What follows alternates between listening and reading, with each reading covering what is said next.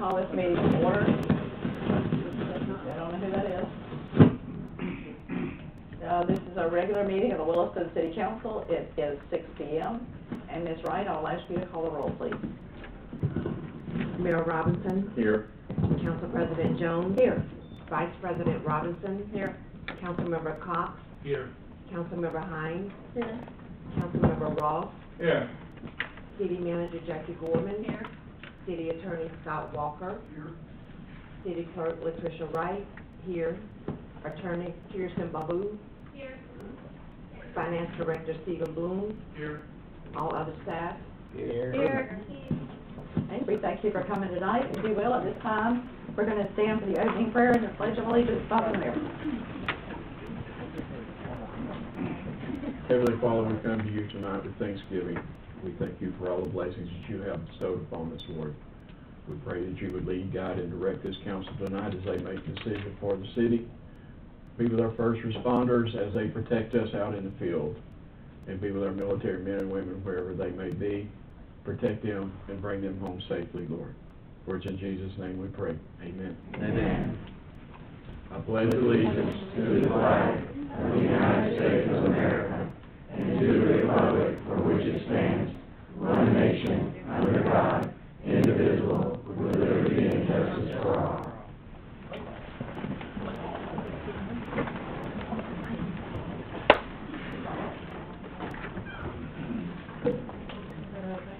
Our first item on the agenda is the additions, deletions, changes, or approval of the agenda as it exists before you. If there are no changes, I will entertain a motion for approval. Yes, ma'am. Who is that? No idea.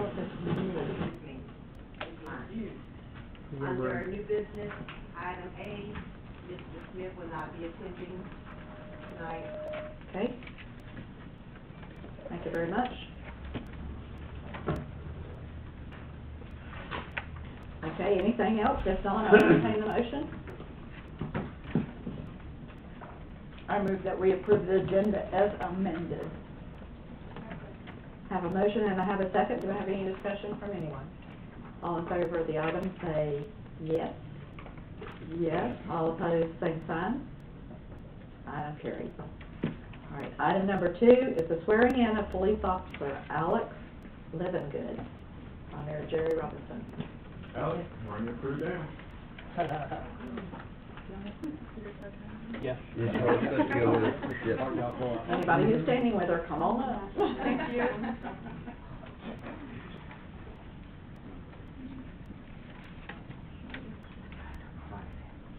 Okay. Alexandra Livingood, better known as Alex. She comes to us from the Ocala PD, where she has experience in emergency response, criminal investigations, community relations, and several other areas. She is also with the State of Florida Corrections in DeLand and also in Ocala. She has an AA degree from the College of Central Florida, sworn police officer from the College of Central Florida, and a bachelor's degree from St. Leo's University. So, are you ready? Bible, raise your right hand. I, Alex Livingood, do solemnly swear or affirm that I will support the constitutions of the United States of America and the state of Florida, and the ordinances of the city of Williston, Florida, ordinances of the city of Williston, Florida, and will well and faithfully perform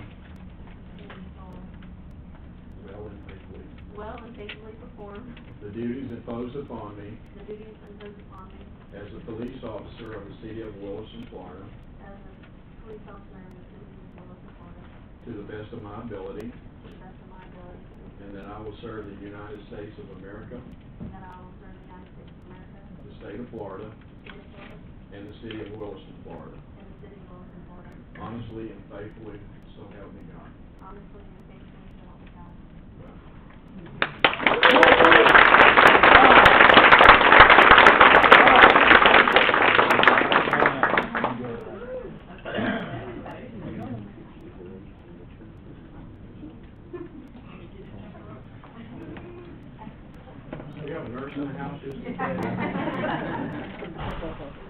Dicker.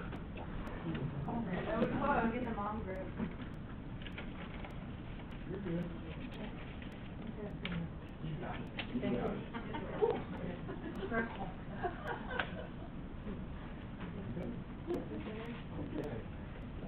Anybody got any pictures?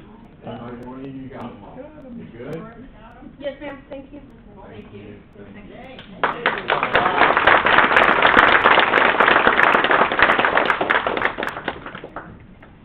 I will stay over there, Mr. Barron. We're now going for the mayor's student of the month.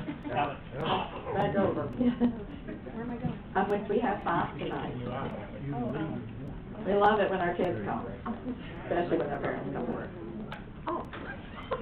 I would. You know my answer. Thank you. Thank you. Yeah, this is fun. Thank you. Okay. Janelle Clay. Here.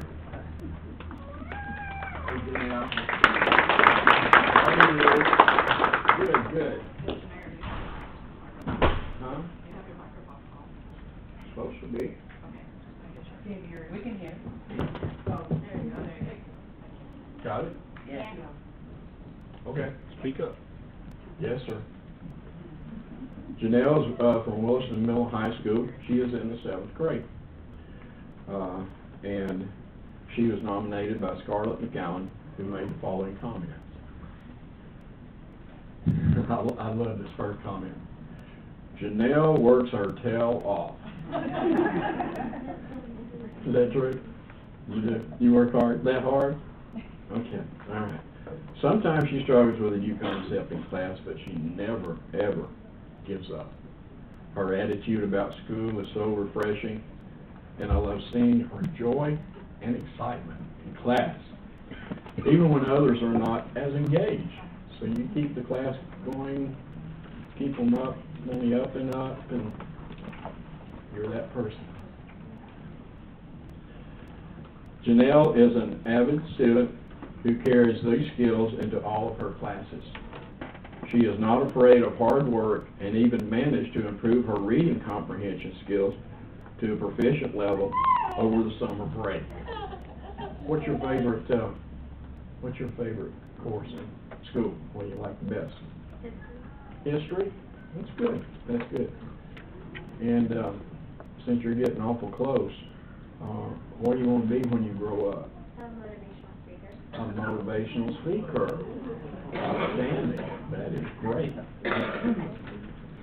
See, Janelle works her tail off. I believe that you might succeed in doing that.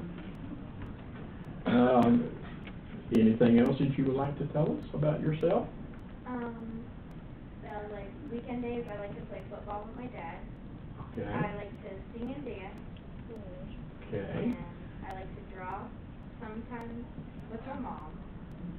That's if she wants to with me. I like to play with my brother. That's if he's nice to me. And that's it. Okay. Now, when you play football with your dad, do you beat him up that much? Sometimes. Sometimes? Well, I like to go against my brother. Oh, And okay. sometimes friends, and I do beat them. Good for you. Good for you. Give her another hand.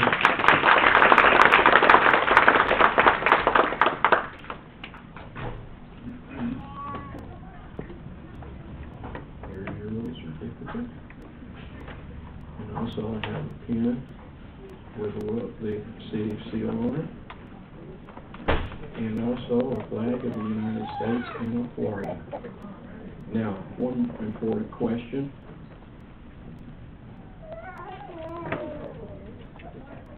You like pizza? I'm gonna have to give you one, right?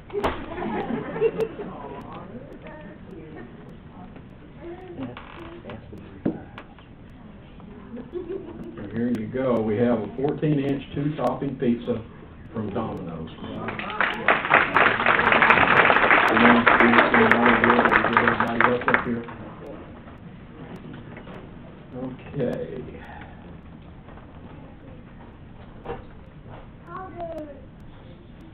Zaire LeBlanc. You you go, bro. Stranger Things. Okay.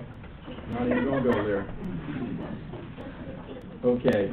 Zaire, he's in the 5th grade, and nominated by Ms. Olson and Ms. Hancock. Ooh, the principal. Do you see the principal a lot? Good things or bad things? Oh, okay, good. All right, good. I was getting worried there for a minute there. Zaire is an exemplary student. His love of learning in life is an inspiration for everyone. He is humble, kind, and truly genuine individual. Zaire is a leader in everything he does and tackles any challenge he faces ahead on with a smile on his face. You like challenges? You don't give up. Good for you. I know you don't. We hadn't got to that part yet.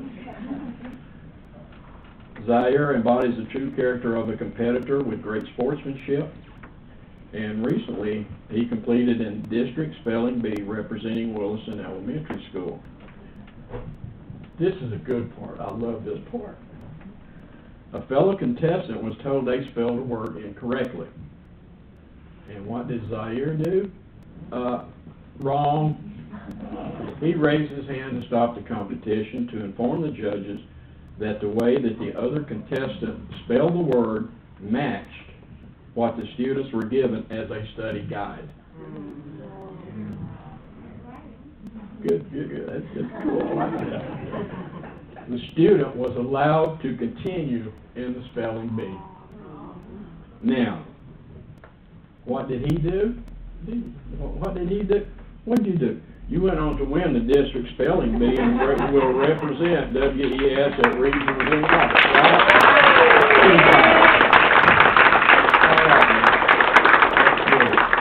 We need people like this. We need leaders like this that will step up.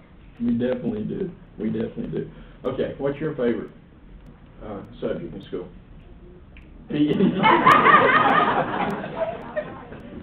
That was mine too. What sports do you like? I like to play football and Soccer. Okay, good. Good deal. and basketball. And basketball. Another one? You got another one? Or is that about it? That's about it. That takes care of it. Okay. So when's this spelling bee coming up?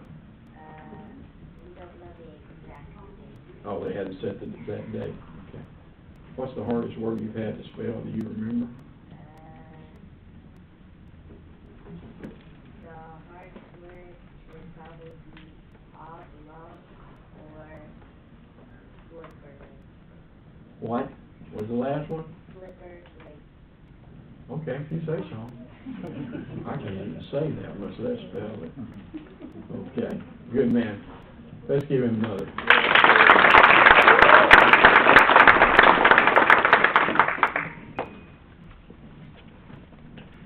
Here's yours. Here's your stick. And here's your flag. And I don't suppose you like pizza, do you? No, you like pizza, yeah, okay, all right. Now, are you gonna share this, or are you gonna eat this all by yourself? Yeah, you can eat it all by yourself. This is yours, you know, you don't have to share it. But, here you go. Thank you, Ray.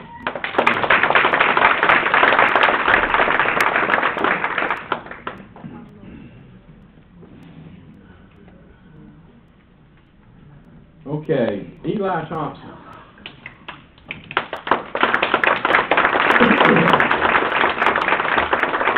My dad's cooler than yours. How you doing, Eli? Good, good, good, good. It's not Eli.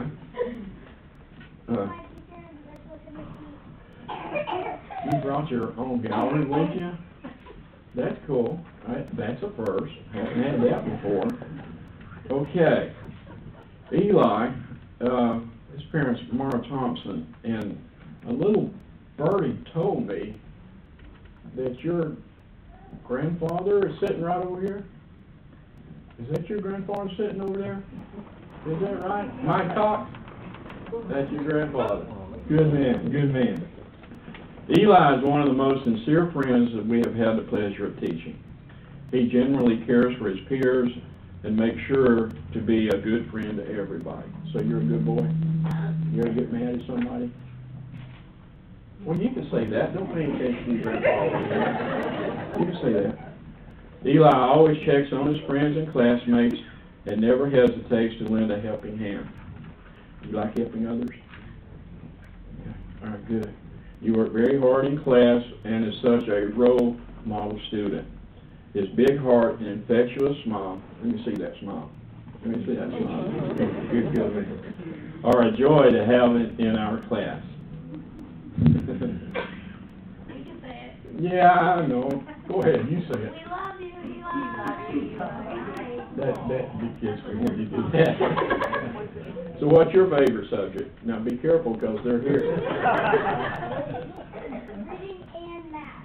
All Math. I like that. I like that. Math is good. Math is good. Okay. What are you going to be when you grow up?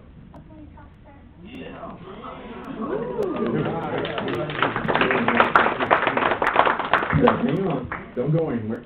Don't go anywhere. Yeah.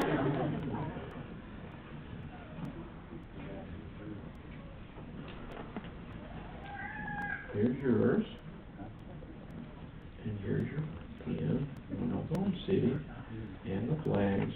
And I have a feeling you eat pizza, don't you? Yeah.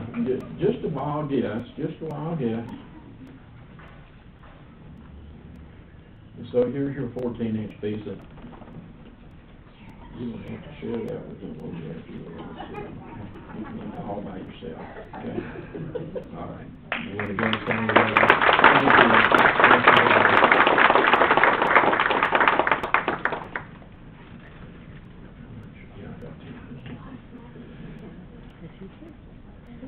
Deontay, Tay White, come on down.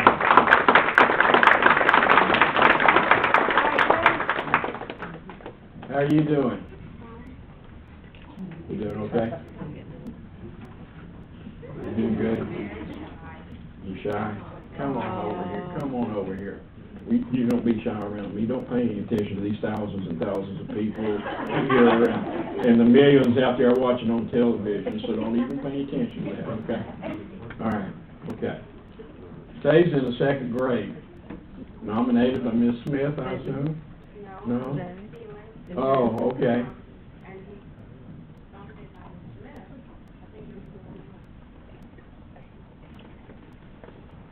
Right there. Okay. Okay, correction. Okay, Deontay is an A and B honor roll student and never gets in trouble. You never get into trouble? You're a little boy. You do get into trouble sometimes, though, don't you? Yeah, okay, that's what I thought. Not bad trouble, though. Just a little bit of trouble. Okay, all right. Deontay is a remarkable young man. He displays a quiet confidence and is always considerate of his classmates. Deontay is always willing to help others when needed. He has amazing progress this school year and is always respectful and obedient. And I am so glad to have Deontay as one of my students. What's your favorite subject? It's what? Phonics. Okay, that's a new one. Well, I don't think we've ever had anybody that did phonics. Where you want to be when you grow up? You don't know yet. Well, you still got a year or two. But you better start thinking about it. I mean, it'll come on to you real quick here, okay? All right. Hang on, hang on.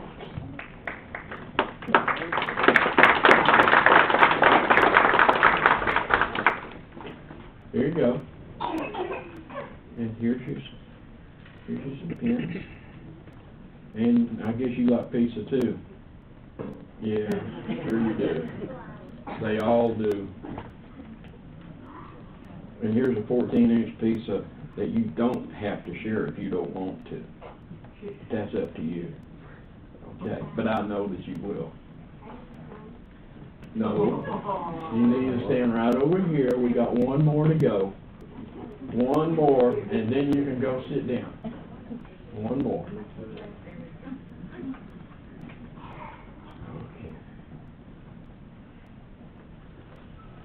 Okay. Caden Sounds. Caden, come on down.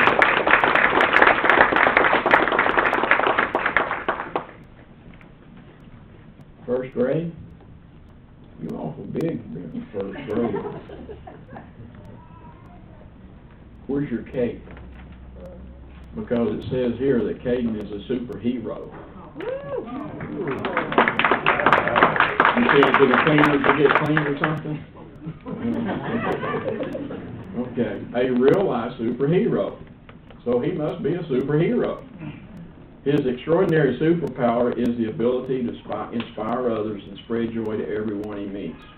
He inspires conscientiousness, respect, and generosity. When he smiles, it is truly impossible not to smile back.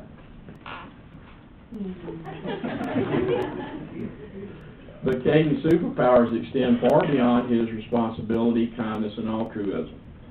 Caden's superpower also lies in his strength. Sure, Caden's superhero muscles. Yeah, pretty good. Help him stack our chairs up every afternoon, a responsibility he takes very seriously. They could use some help in here later if you want to. But his true strength comes from his heart and his mind. The strength of his heart helps him motivate his peers, show compassion, and emphasize with others. The strength of Caden's mind drives his unquenchable thirst for knowledge. Caden never backs down from a challenge. He is excited by them and is always sure to rise above when things get tough.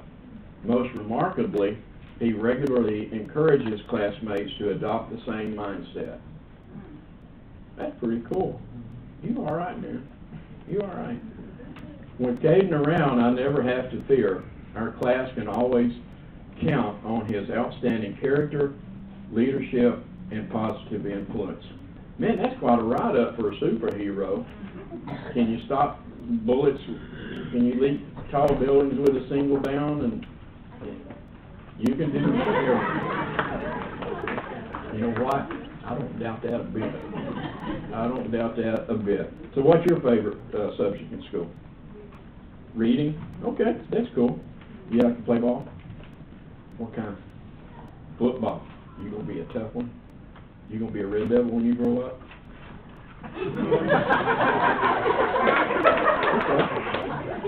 Oh, okay. I'm not even going any further with that one.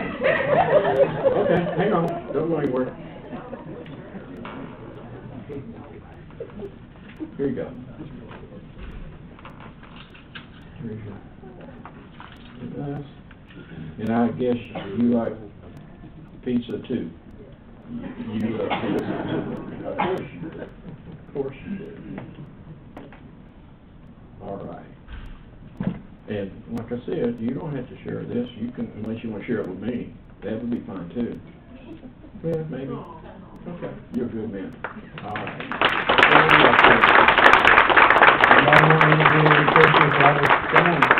Come on in, guys. Come on in and smile pretty. Oh, Lord, I've never seen as many cameras.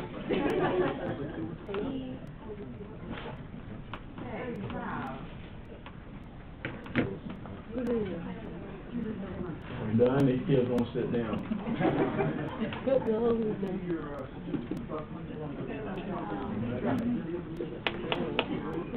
It's a pizza. I could eat a pizza, right? This should not be a pizza. That's fine. This is a pizza. Thank you, guys. Let's give them all a hand.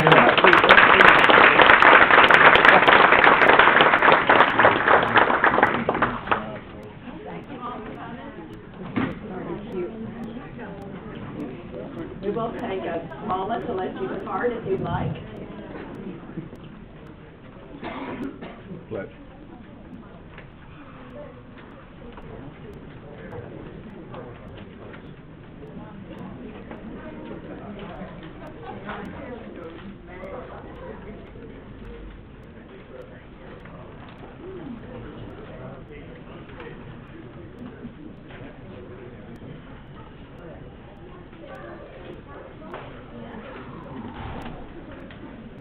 Okay, at this time on our agenda, we're to item number 4, and it is public participation.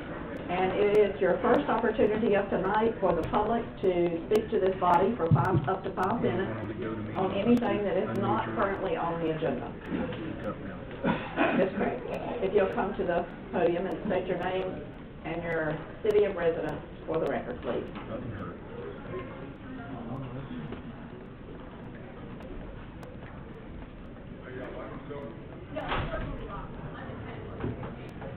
I'm Jan Craig. I live at the corner of Northeast 3rd Avenue and 4th Street in Williston. I've had a bit of a problem the last few months receiving my utility bill in a timely manner. And I'm sure other people, I know my daughter had the same problem. And I'm concerned about the 10th of the month cutoff for people if they aren't getting their bill in time to make arrangements to pay it. Also, for a while I was getting it online. And then 3 or 4 months ago I got a call from the city saying, you have always paid your bill on time, but you haven't paid this month. I never got it. And I haven't gotten it since online. So I just want the city council to be aware there is a problem, and I think it could be very detrimental to some of our younger families if they're not getting their bills on time. So that's basically. Thank you, Ms. Craig. Okay.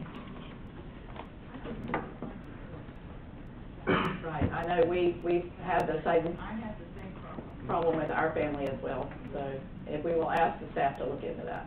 Well, at least extend the deadline for Yeah. people to next pay. Right. I think it was Saturday of this week, which I believe was, the 4th, before it came. That's mighty quick turnaround for the 10th. So, and the same, I've heard the same with the online bills. I've heard people say that they get, I heard one man say he had 3 bills, and he would get 2 one month, next month he'd get another 2, but he would not get all 3. So if you will check that, there's some flaw in that as well. Thank you for bringing that to our attention tonight. Anybody else for this agenda at this time? Do have one other opportunity at the end of our agenda, but if you would not have anything at this time, anybody online, Mr. Mills? Okay. All right, then we will then move to item number 5, which is the consent agenda, which includes the council meeting minutes of February 22nd, and Resolution 2022-16, which is the resolution for the city clerk's raise. At this time, I will entertain a motion for the consent agenda.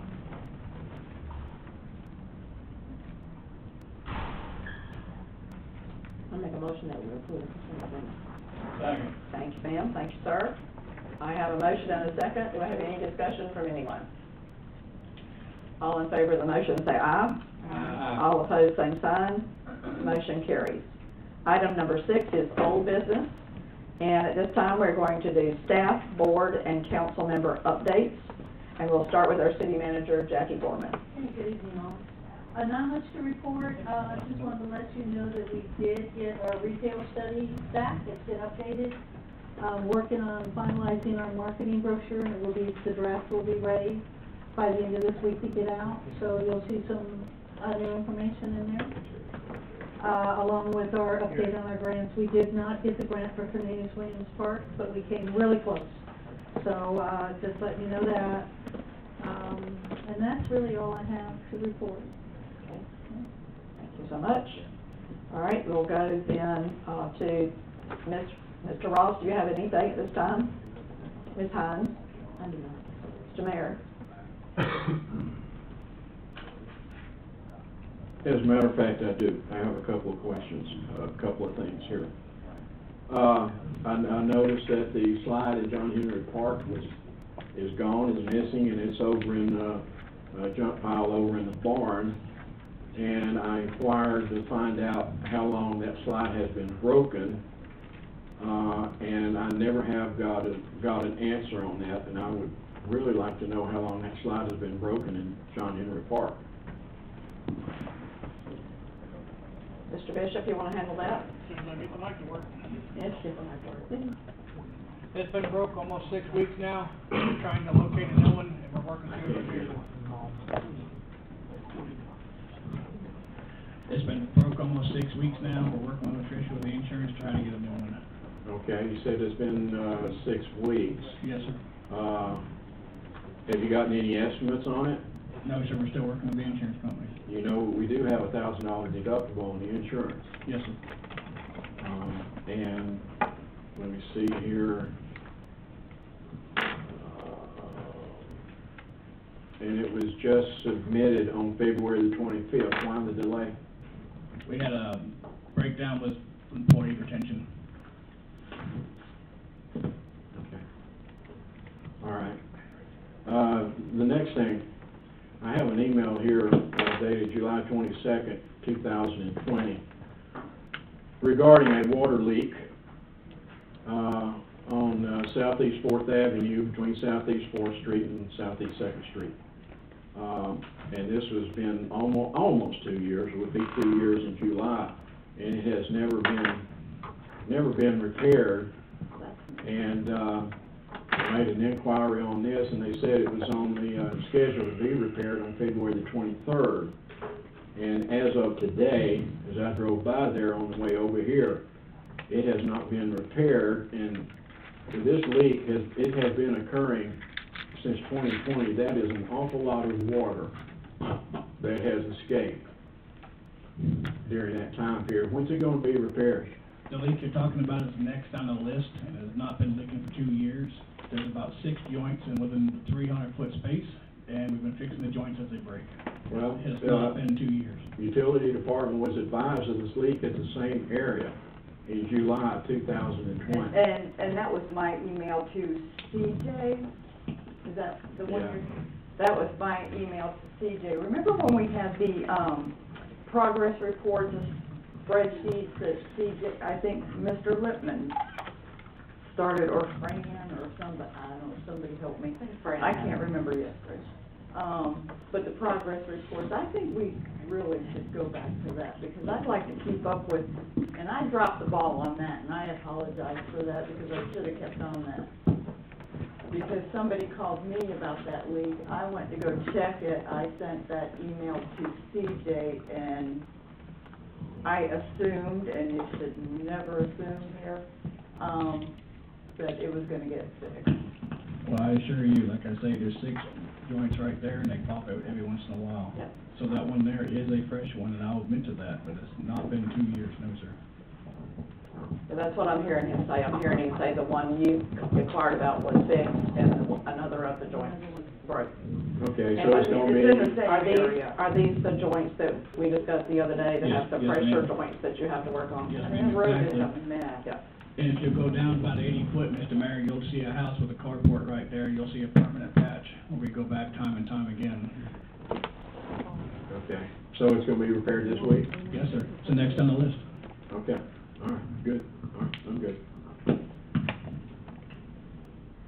Anything else, Mr. Mayor? Mr. Robinson? I've got a couple of questions. Utility Department, how many are employees in the whole public works? I can't remember right offhand. I'll have to get back to you. Okay. How many is in streets and parks? Do you know? I know we were gonna hire more, we're gonna, Yes, ma'am, we have 6 at this time. how many? 6. Okay, what about electric and linemen?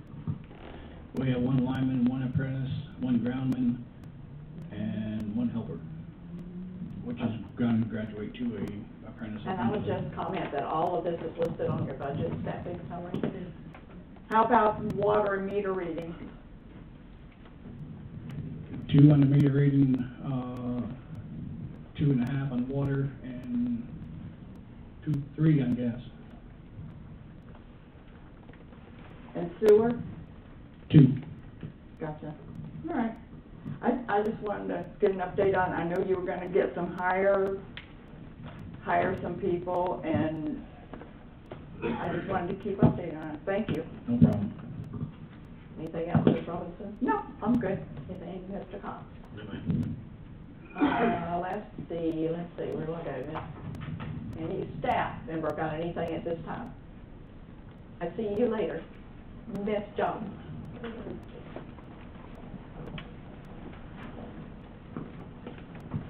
Thank you, council. I didn't want to do the announcement at the end because sometimes people are running out, but we do have a very important task force for our CDBG grant that I need some citizens to join. Need 5 people. Right now, I only have 1.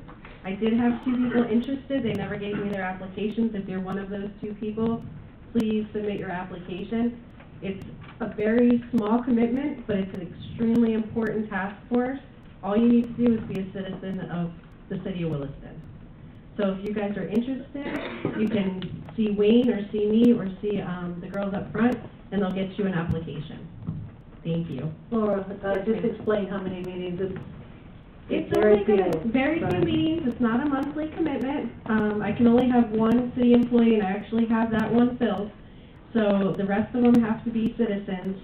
Maybe twice a year at the most, and the meetings aren't very long, but they're gonna bring, our engineers will bring in front of you very important projects, and you'll be able to look over those projects and help us make decisions on which ones we should go after for grants. And I've gotta get this task force filled, so if anybody's interested in helping us out, I'd really appreciate it. Thank you, ma'am. Chief Siegel, I see your name here. Yes, ma'am. I assume that I was here to talk about the doors. Is that what we're needing? Are we moving forward with the doors? We're moving forward with the police station? What are we moving forward with? I think we had some people who had assignments. I don't know if they've been completed. I understand. I guess I can ask, if anybody speaks to the contractor we were talking about? The deputy chief made contact with the contractor. He's willing to do it for a nominal fee. The deputy chief checked with city's legal staff and said, Ben, there's gonna be a fee involved. It's got to go back out for RFQ. Even if it's over a certain dollar amount? Right. No matter what that dollar amount is? It was my understanding, Kirsten, I don't know if she's still here, if there was any fee charged, that basically we would have to repost it. Not Mr. Winningham, when he says nominal, he means nominal. Normally there's a threshold that we have to meet in order to have to go out to bid. Is that not the case in this particular instance? I think that's right. Madam President, I think you do have.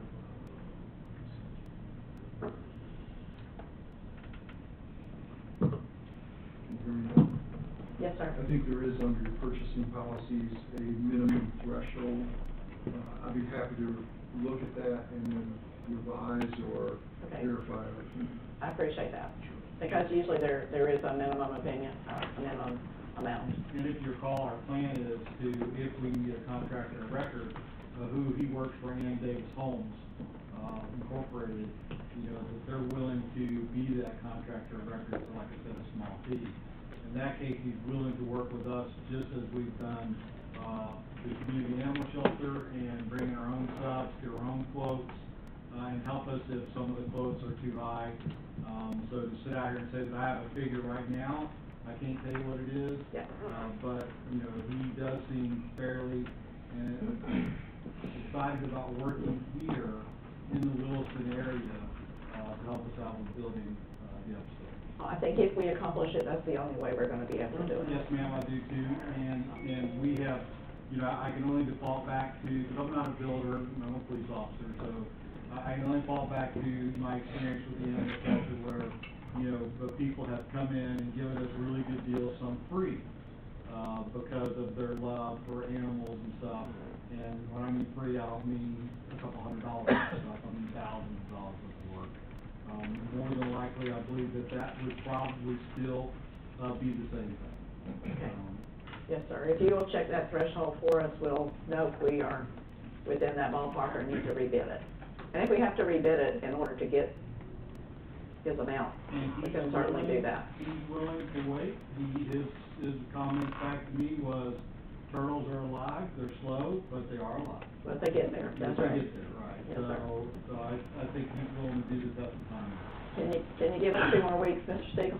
Oh, absolutely. I did wanna just mention though, I wanted to brief the council on our truck situation. Oh, yeah, please. Ms. Jones is aware of it, and the mayor's aware of it. As council knows, the last 2 years, we've, tried to, acquire a squad truck. We've tried to go out on grant to get it, whatnot, and we just haven't purchased it for whatever reason, budgetary issues. Over the last 6 months, we've run into several issues with our rescue. This last weekend, in the peak of brush fire season, our brush truck went out of service, as did our rescue, as did one engine.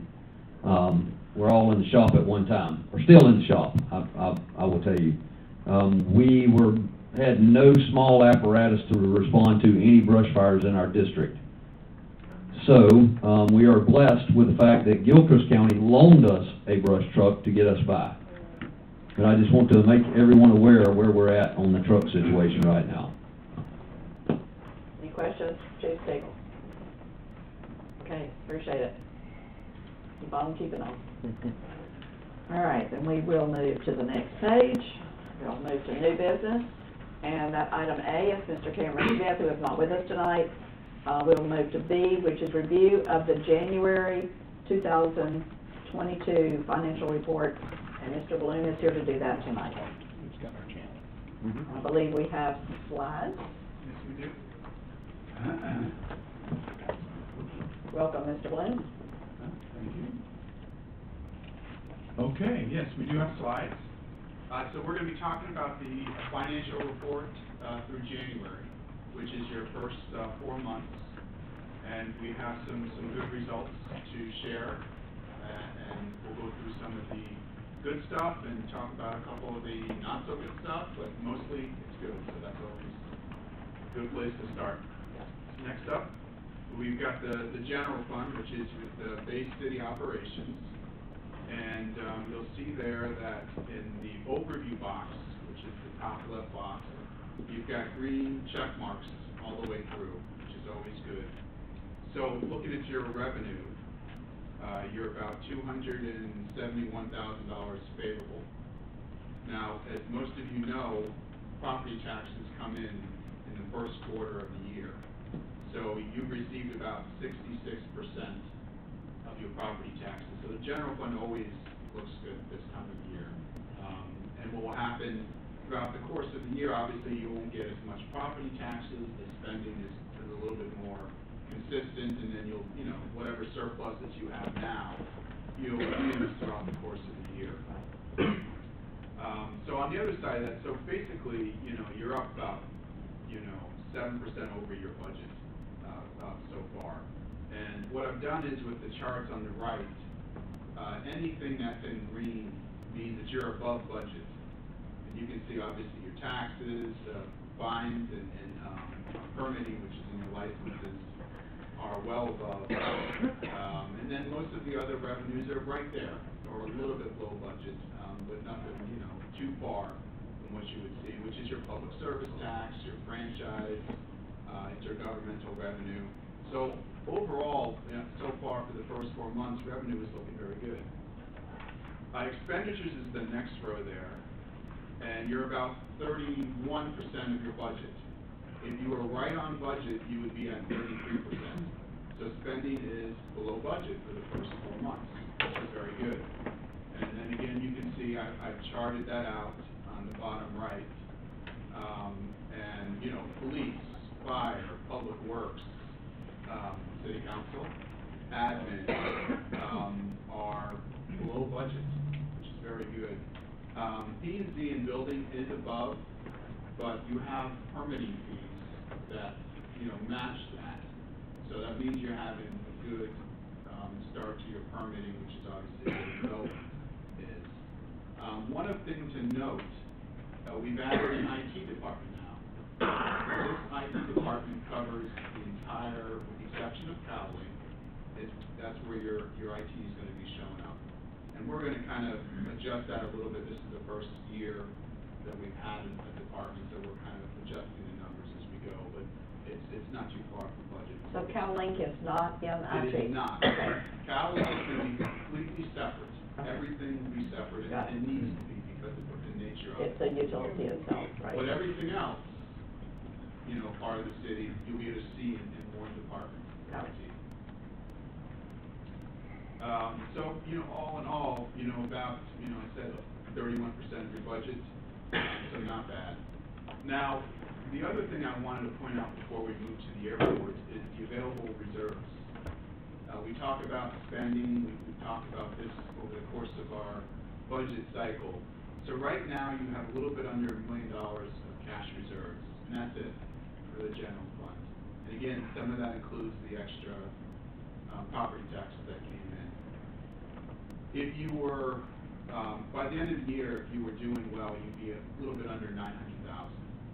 So it's gonna be tough to stay within that limit. I'm mentioning that again as we start heading into the budget cycle. You're not too far behind.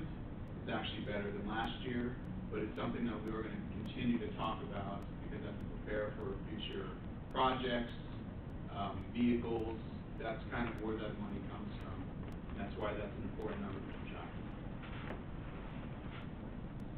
Okay, airport is up next. So very good results to talk about on the airport. I'll start with the bottom line first, which is probably the most exciting. But right now, there's available reserves of a little bit over 300,000. And I put in my notes here, a couple of years ago, that reserves was at 19,000. So now some of that is timber sales, which is always, you know, very good.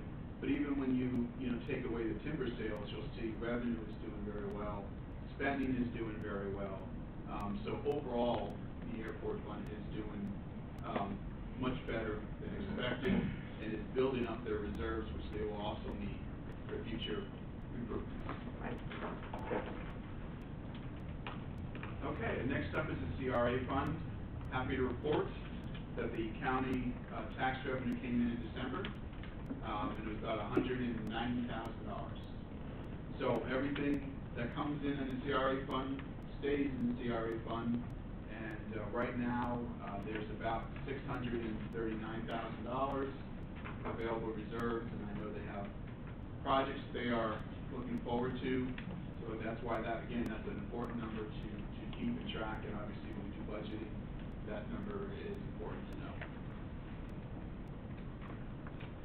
Oh, so here's your CalLink. There's not a whole lot of activity that's going on for the first 4 months, but I am again happy to report that the second part of the revenue is come in. So now the full 130 has been received, and now it's just a matter of getting up and running. Okay, so the utility fund. This is kind of the last piece and obviously the biggest part. So right now the utility fund is breaking even for the year, the first 4 months.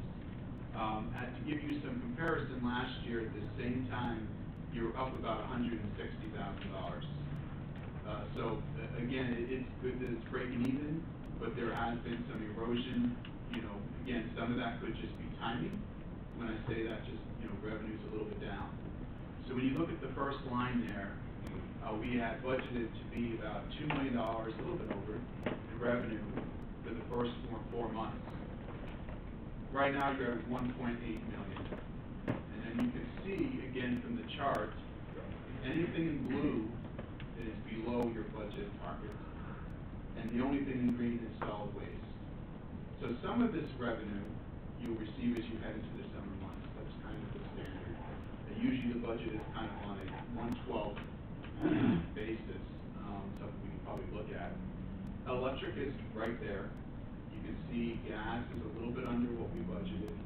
So is water. Sewers is a touch under.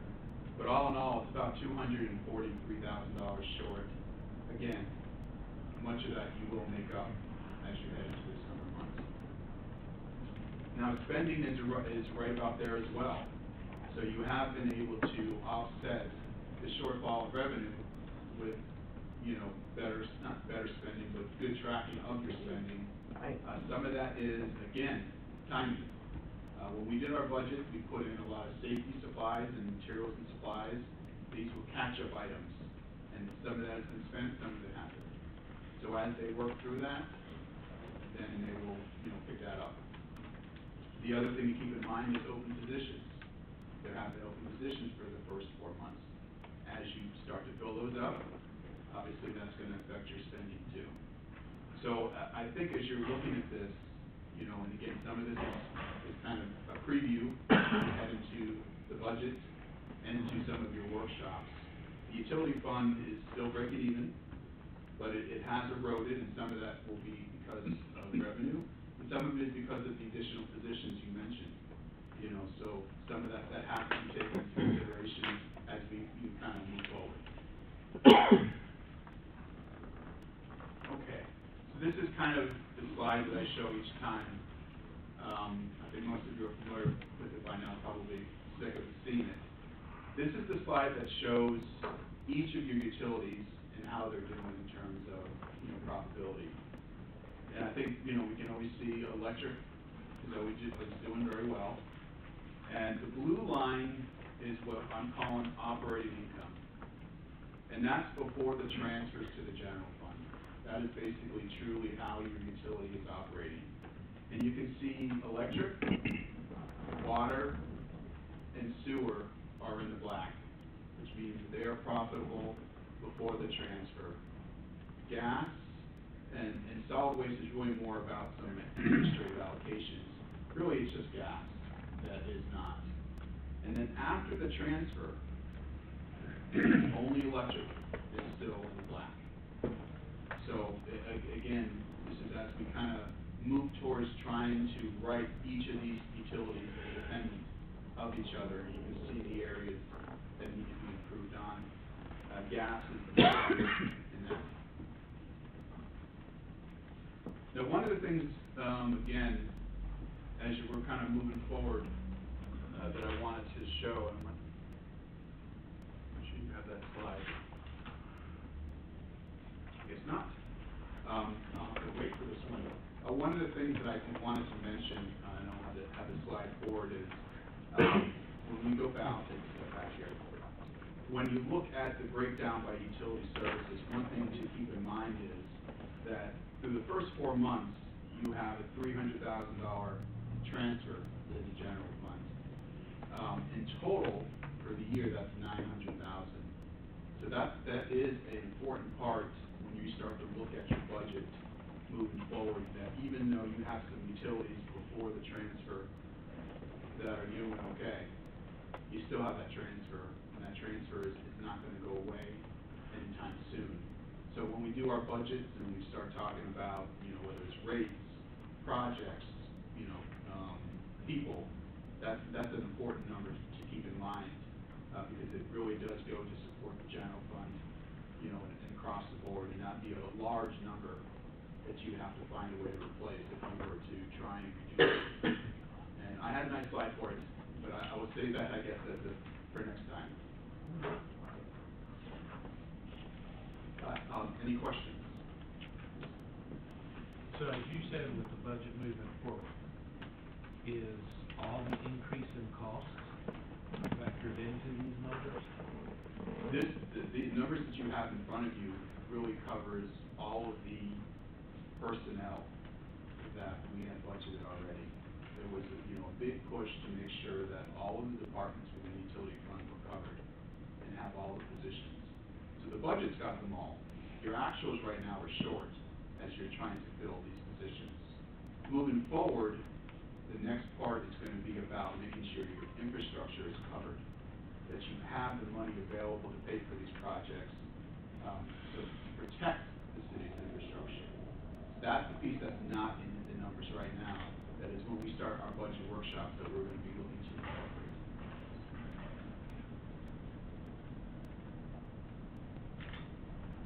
Anything else, Mr. Cox?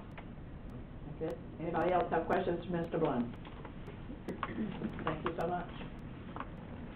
Okay. We are moving then to have an open public hearing. I will open a public hearing at this time because we're going to consider ordinance number 2022-694, An ordinance of the City of Williston, Florida, changing the zoning classification on the following described properties from residential duplex R2 and commercial intensive C2 to commercial intensive C2 on certain lands within the corporate limits of the City of Williston, Florida. This is providing a severability, providing incorporation of the city map, and providing an effective date. Ms. Jones? This is a cleanup, right? Yes, ma'am. That's what I thought. Go ahead. So ordinance 2022-694 is to rezone a parcel that has 2 zonings on it. And the reason we want to do that is because some work is going to be done there. You'll see in that area that there's quite a few parcels that have double zoning. And we're going to clean that up as we go along with our comp plan amendment that's coming up in a few years. But because we have a commercial property that's going to be doing some commercial work, we wanted to do this now. This wasn't done by a property owner. We think what happened was back in the day when the land use map was overlaid to do zoning, it just wasn't seen. And this is just housekeeping. So currently it's 2.5 acres with commercial intensive and residential duplex.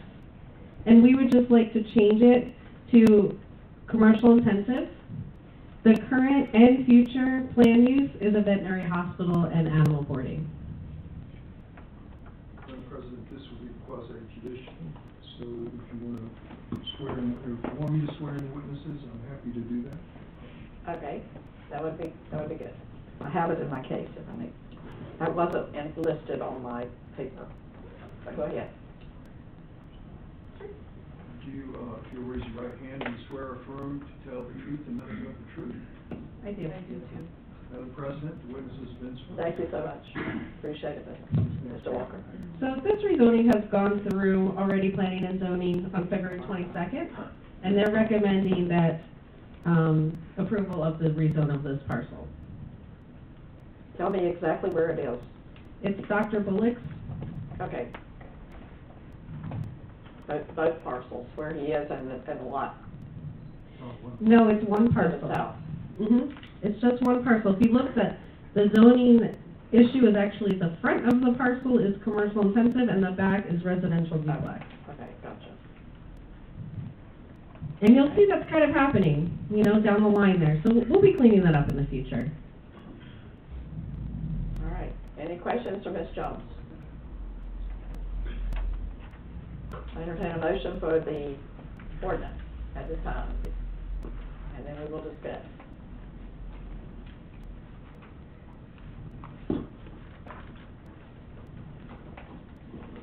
A motion for ordinance 2022-694. I make a motion for ordinance number 2022-694 that we move forward. I have a motion. Do I have a second? I have a motion and a second. At this time, I had my judicial, I had quasi-judicial, I just didn't realize this was quasi-judicial. Okay. Do you have any statements that you would like to make, Mr. Bullock? No, I bought the property in, the late 80s, built the office in 1991. I had no idea that it was commercial when I bought it, and it got changed. Nobody sent me a letter, nobody told me anything. I had no idea that part of it got changed. So it's 10 use commercial, its intent was commercial. I don't know how it got changed or why it got changed. Probably exactly like Laura said, an overlay that was just wrong. Thank you so much. Okay, at this time, you don't have any witnesses, you are your witness. Any closing statement by either side? Ms. Jones, do you have anything to add? I just wanted to remind you that this has already been through zoning and staff, and they recommend approval for the reason. All right, anything else to add, Mr. Bullock? Okay, at this time, I will ask for discussion by the council on the motion. If there's no discussion, all in favor of the motion say aye. Aye. All opposed, same sign. Motion carries. And that is first reading So we will be considering it again at our next agenda. Okay, we'll close the public hearing at this time. Item D on our agenda is discussion with possible action, nomination for the police chief and salary recommendation by Mayor Jerry Robertson. Okay, before announcing my nomination for the Williston Police Chief, I have prepared a statement regarding the process. As you all know, Chief Stroh announced his retirement effective April 22nd, 2022. After he and I discussed his retirement, we both agreed that it would be in the best interest of the city to hire the new chief while he was still the current chief. We immediately posted the vacancy at the police department, setting out the requirements for the chief position. During this posting, I received 4 applications for the chief position. However, there were complaints that reserve officers did not see this posting and who would like to be considered. Even though HR received misinformation regarding reserve officers, we did another posting for applications for chief and made sure that all officers and reserve officers received this notice. I did not receive any additional applications from anyone due to this second posting. I proceeded with the interview with the 4 qualified applicants. I had a list of 20 questions which was reviewed by Chief Stroh, and during the course of the interviews, each applicant was presented with each of these questions. It has been stated that a panel be employed to conduct their own interview and that a precedent had been set. This I would agree with 100%. But this precedent was set because candidates at the time were sought externally. Therefore, because current applicants were internal, the charter allows the mayor to nominate the chief of police. An interview panel would not be applicable in this instance. After speaking with our city attorney, Scott Walker, he agreed that the mayor did have the right to proceed. Therefore, under section 2.05, mayor's duties and powers, the mayor of the city shall, in the event of a vacancy, nominate the chief of police or the fire chief for approval by the city council. My nomination for the new Williston chief of police is Sergeant Mike Rose with a salary of $70,000 annually and who will take charge as chief on April 23rd, 2022 at 12:01 a.m.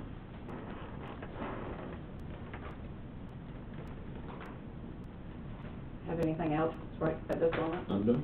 Okay, I would just comment that I myself, and the mayor knows this, so I'm stating it out loud, for everyone that's here. I am not happy with the process.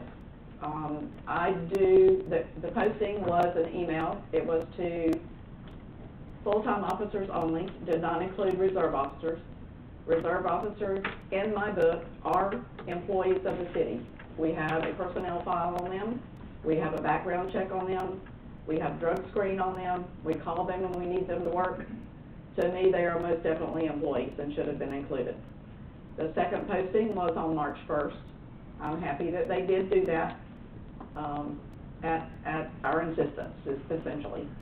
The precedent had, in my opinion, also been set for a panel to interview and help the mayor. The mayor, of course, makes the nomination, but to make the nomination to help him assist with the interviews.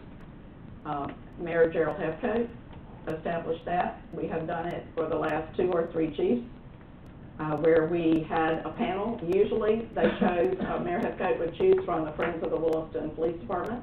He would choose 2 or 3 people from that group to help interview. And it helps with the interaction of the interview process. I will say at this time I have a letter from one of the candidates. I have seen an email from another one as well. One of the other reserve officers withdrew her intended application because she heard that the job was already chosen, even though it has not been announced. So she withdrew. We would have had 5 applicants except for that. I have seen that email. I do have one of the applicants, Jeff Holcomb, asked me to read this into the record. I have given this to Ms. Wright, and she has made it available to each council member tonight. And it says, "Dear Madam President and council members, please let me apologize for not being here in person to address you. I couldn't be at the meeting tonight due to the prior training commitment I had scheduled months ago. I am in New York City providing critical decision-making for complex coordinated tax training to members of the New York City Police Department, but felt that this matter that is being brought before the council tonight is of the utmost importance and at least required my comment, albeit rather written than personally delivered. It is not often that the council has the opportunity to select a new chief of police, and this process and decision should be offered with great consideration. Choosing the right person for chief of police is a critical decision that will not only impact the council for the next decade or more, but also the citizens of Williston whom they serve. I believe the council and citizens of Williston are very fortunate, as there are several very qualified applicants in the pool for chief. I am asking that the process allow time for all members of the council, as well as members of the community, to get to know who these applicants are and get a clearer understanding of their qualifications for the Williston's chief of police. Not only would this time allow for an understanding of each applicant's past qualifications, but also the opportunity to see the vision for each applicant for the future of the police department under their direction. Chief Stroh has announced his retirement at the end of April. His early announcement allows time for the selection process that is not rushed and provides ample time for council members and citizens to evaluate who would be the best choice for chief of police. I would also add, if the selection process were to take more than 6 weeks, one of the most qualified candidates, Deputy Chief Terry Brevard, could easily step in as interim chief, managing the department, to allow additional time for the proper review and selection of the chief to take place. As I am typing this letter, the irony struck me between the course I am teaching tonight in New York and the topic of my letter. This council faces critical decisions regarding the selection of the next police chief, and I believe the importance of that decision does not allow for a hasty process. Thank you for your time and consideration. Sincerely, Jeff Holcomb, applicant for the Williston Chief of Police. I told him I would read that into the record so that it's there for you. And I, in all honesty, agree with him completely. I believe that posting on March 1st and interviews on March 3rd and announcement on March 8th is pushing it. Is what? Pushing the process forward without any consideration Thank you. or valid consideration. I know the mayor says that he can do it. I believe that he can do it. I've told people who've asked me, yes, he can do it. But I don't believe that it's proper. I know that I honestly believe that we need to keep it clear and we need to keep it transparent. And those are things that I'm not sure that I can say are done now. The panel helps with the transparency. It helps with the perception of not being hasty or prejudicial. It also, at this point, we're to the point of friend against friend and coworker against coworker, and it really makes me sad. I fear for our police department at this time, and I'll say that out loud. I fear for them. I fear for the future of our police department. And I really would like to slow it down a little bit and make sure that we make the right choice at the right time. And that's just Deborah. I don't know how anybody else feels about it. I would agree with that, President Jones. I would like to interview each one, even though I know they're all good officers and they're all good men, whatever. I'm not even sure they are. I'd like to talk to them, just like we did the city manager. Because you find out a lot of things you didn't know. A lot of them are helpful. Very few times do you find out something bad. But it just makes it sound to me like that you need to talk to each one of them and say, why do you want this job? and I'm concerned about what some of the answers might be. That's what I got to say about it. Appreciate it. Anybody else have anything to add? Are you talking just within the council? Just the council at the moment. We'll go to the audience in a minute. I think we should have somebody in place and ready to go for when Chief Strode retires. Instead of having an interim chief or so, we don't wanna miss a beat. Is the next person in line always the best candidate? Not necessarily. And I can, you know, tell you how they do things at, you know, some different restaurants, how they promote people. And it's not necessarily the next one in line. Can't you? So, you know, for me, I gotta look at the broader picture with it and everything. At this point, I'm just saying that the process is being rushed.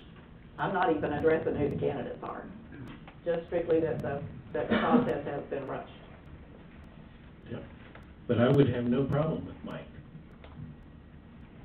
being chief. I think it was done correctly internally. If it was done externally, then the panel would be in place. I believe the mayor did exactly what he was supposed to do, and I have no problem with Mike Rolls, and I would move to approve and have that recommendation that Mike Rolls is our next chief of police. I've had comments to me that the person who's gonna be next chief needs to be from Williston. I don't necessarily. Let me stop a minute and ask if I have a second to the motion. I'll call for a second to the motion. Once again, do I have a second to the motion? Second. What is the motion? Would you please restate your motion? I move that we hire and approve the mayor's recommendation as Mike Rolls, the next chief of police at $70,000. Is that what you said? And that was it. I move that we approve it, his recommendation. Second. And with a lot of thought over the last couple of weeks, you know, for different scenarios, I can second that. Okay, I have a motion and a second on the floor. Is there any discussion by anyone in the audience? Mr. Goodman, please come to the podium.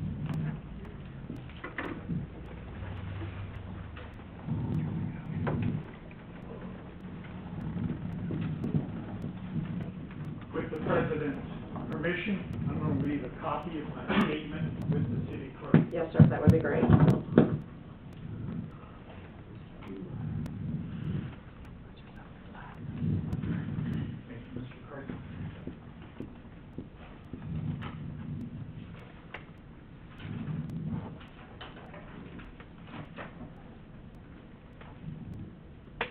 President Jones. Yes, sir. Members of the council. I'm coming to you tonight before this council to say that I do not feel that this is the best way forward for our city currently. We have had an election where the electorate sent a clear message that they wanted to change.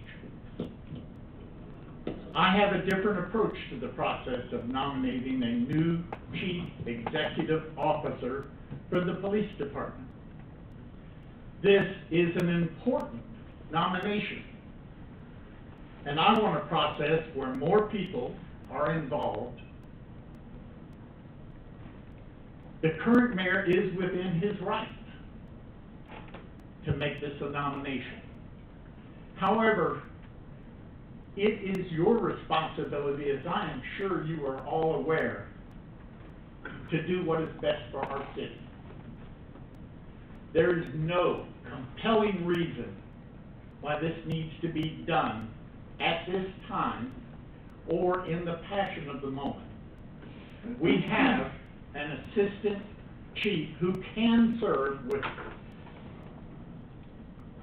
until we can have a full opportunity to assess the candidates and fully vet each one's strengths.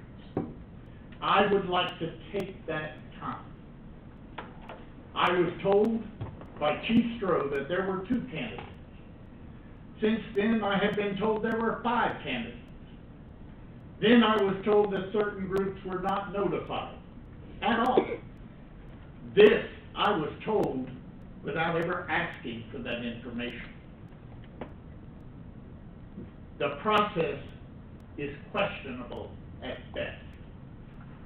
How can we expect our citizens to believe the search and the process was a clear and fair one in selecting their new chief of police?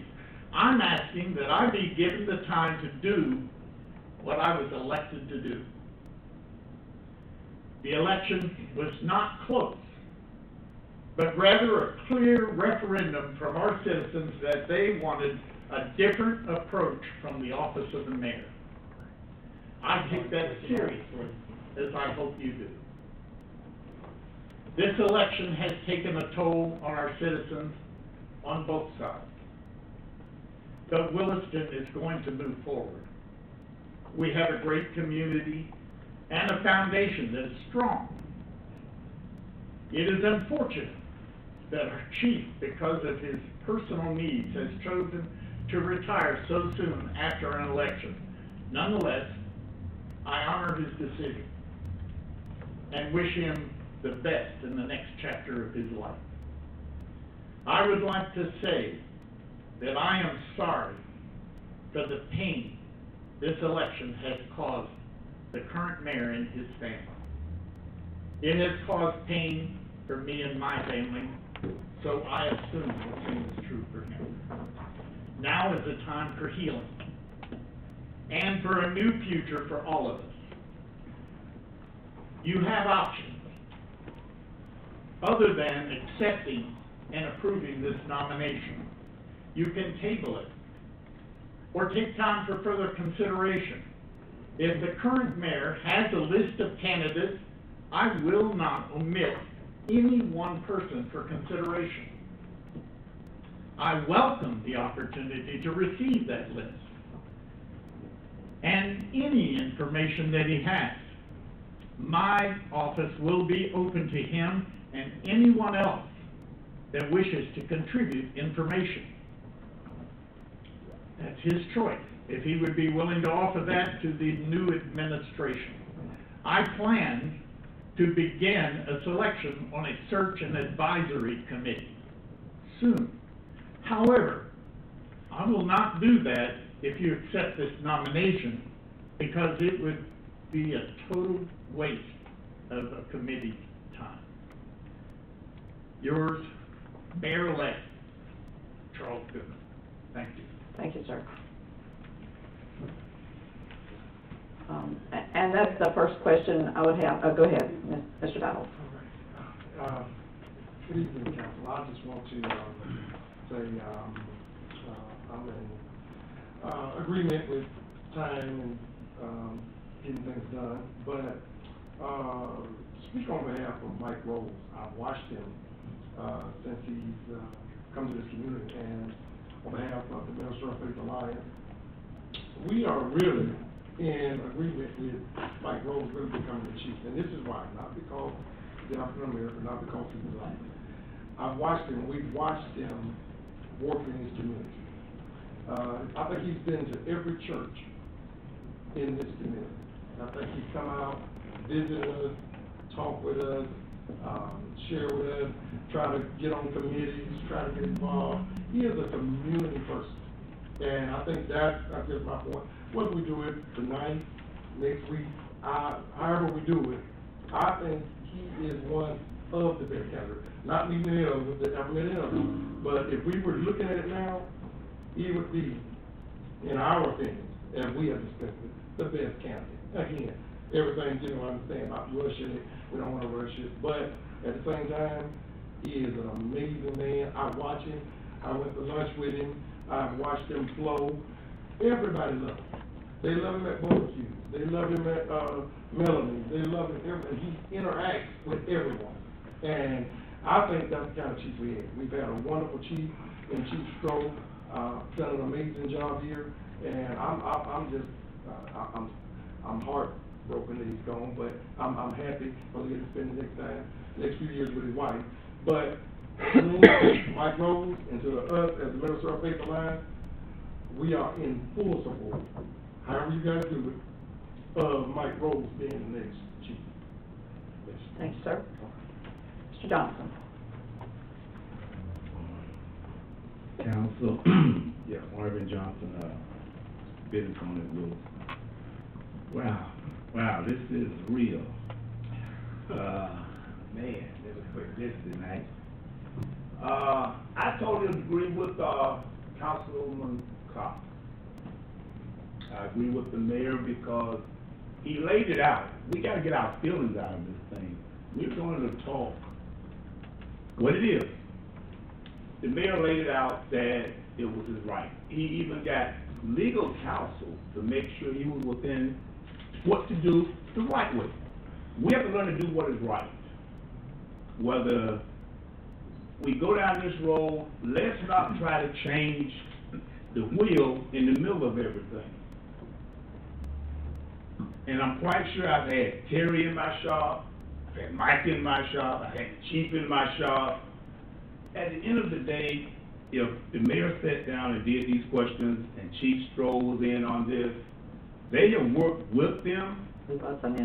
Okay, well, I'm quite sure the mayor has been a part of most of these officers since they've been hired and been on here, and I've been knowing the chief for a while. I can have Terry, he can be the next, but if the mayor thinks this is in the best interest of Williston, why do we need to procrastinate when there's a system already in place?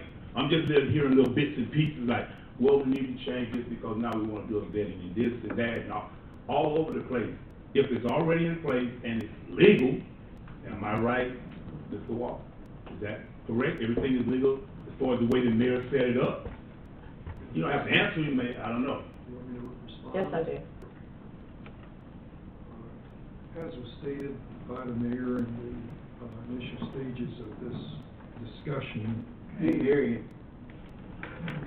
It's on, you just have to be close to it. Closer.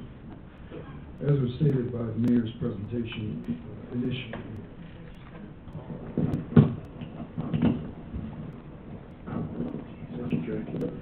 as was stated by the mayor, Madam President, in the initial stages of his presentation this evening, the pertinent section is in your charter. It's section 2.05, and it talks about the responsibilities of mayor's duties and his powers.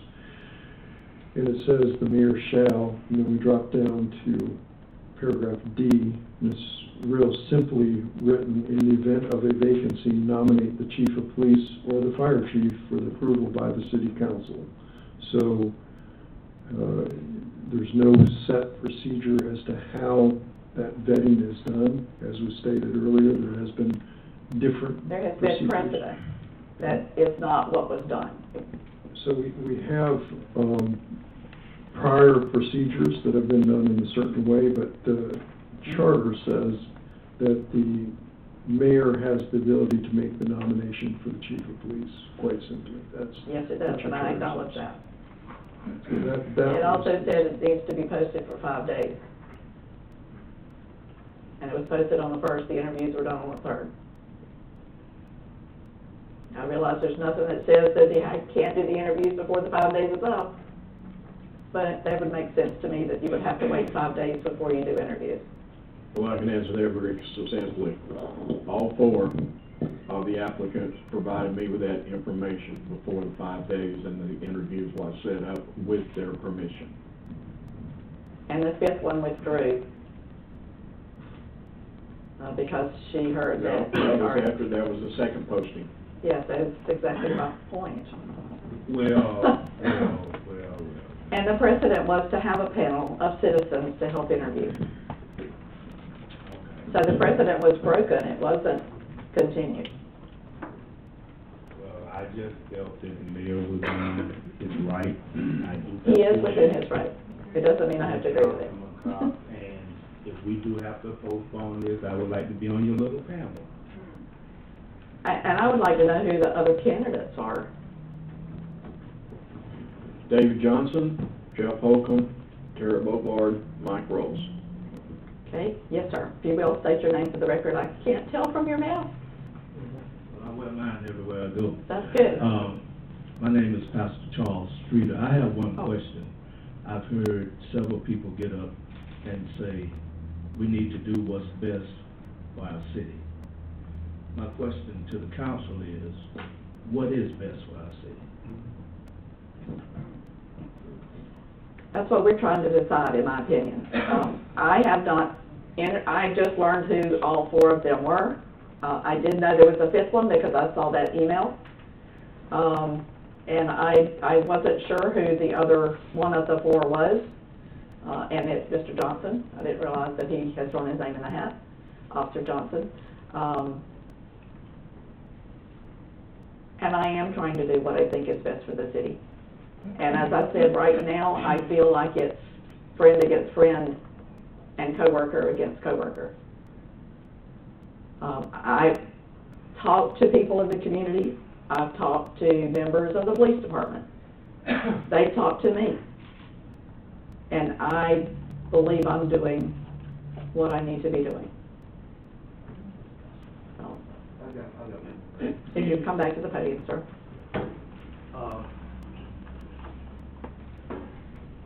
In all actuality, we really need somebody that's going to bridge what we consider East Williston and West Williston.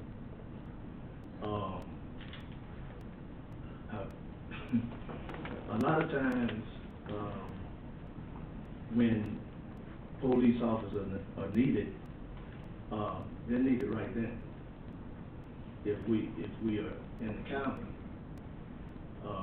which is kind of ridiculous how this city is constructed,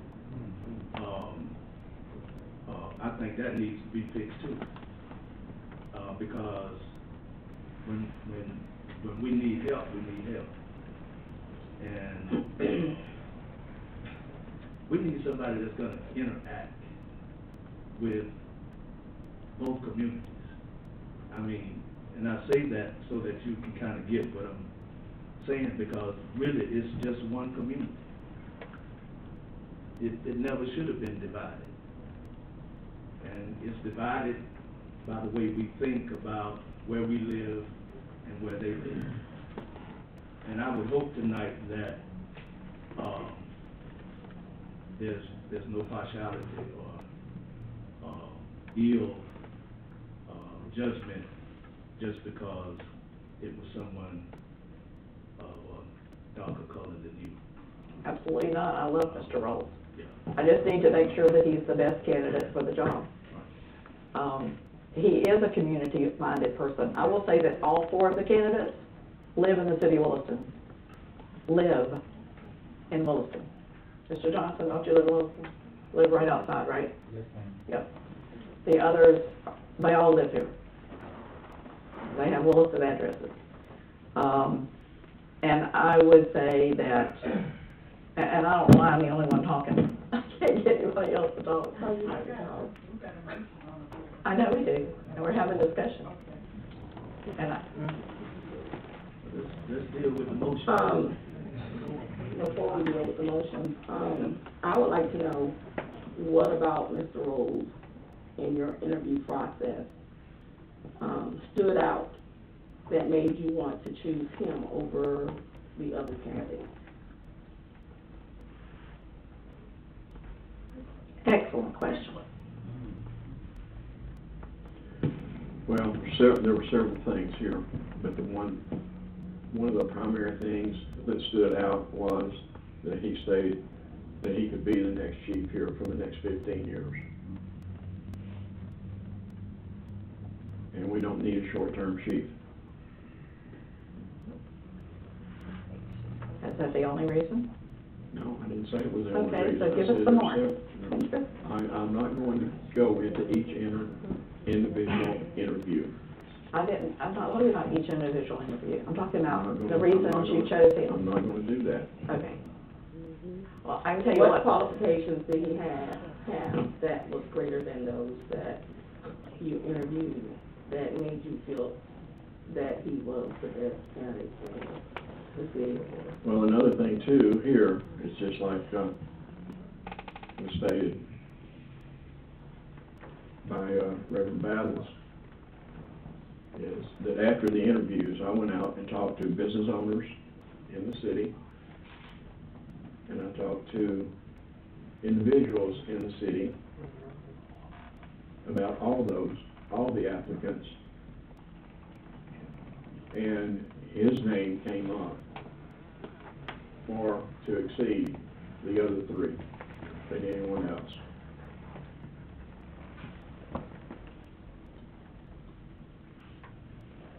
So you talk to the business owners and people on the street about it, but you won't talk to us about it. Well, I talked to you, I did the interviews, I don't have my notes in front of me. Just what's your general feeling, though? Well, my general feelings, especially with what he has done over in the East Washington area, just what Reverend Battles talked about. I'll give you an example. I went into Melody's for breakfast one time, and he was in there. And I didn't know these people. They knew him. He knew them by name. And they were talking to each other like they'd been bosom buddies for all their lives. And I had no clue who they were. And like I said, I talked to business owners and individuals. And his name came at the top of the list. And with his credentials, his command experience, or whatnot, that more than qualified him to be the chief of police. Just to let it be known that me, sitting here right now, I agree with Deborah Jones that when we're talking about electing somebody, there should be a panel so that there is no idea that there is some sort of impropriety going on. That also being said, I agree with Mike Cox, that prior to the chief leaving, there needs to be somebody in office so that they can be given the right information, the right training if they need, whatever information they need in order to be able to actually do the job. So many times we have people leave and then the next person comes in with no guidance and no direction. And that just sets that person up for failure. So this is definitely a tough choice because we have two ways that if things done differently would have been better, because at this point, if we table this and we take it back and we say, hey, let's get a panel of 5 people, from conversations that I have, even if he is the best choice, he will not be picked to be the best choice, because biases have already been set in motion. You don't think so? I just want to read their resumes, for heaven's sake. I understand. Have you read their resumes? I just feel at this point, and I'm not saying that the way he did it was right, but at this point, I don't feel that he will get a fair shot. That being said, if he is elected to be the next chief, then Mr. Goodman is on you to come in, build a relationship, talk to him, figure out who he is, what direction he's going, if he really is the best candidate for this city. And if he is not, you have a job to do. What is that? Plain and simple. What, may I ask what that job is? Whatever you decided it may be. If he is not living up to the standards of a police chief, whatever that means, I don't know what that is. Then you have a responsibility as the mayor. May I respond? If you come back to the podium for me, I'm sorry. I want people to be able to hear. Sorry.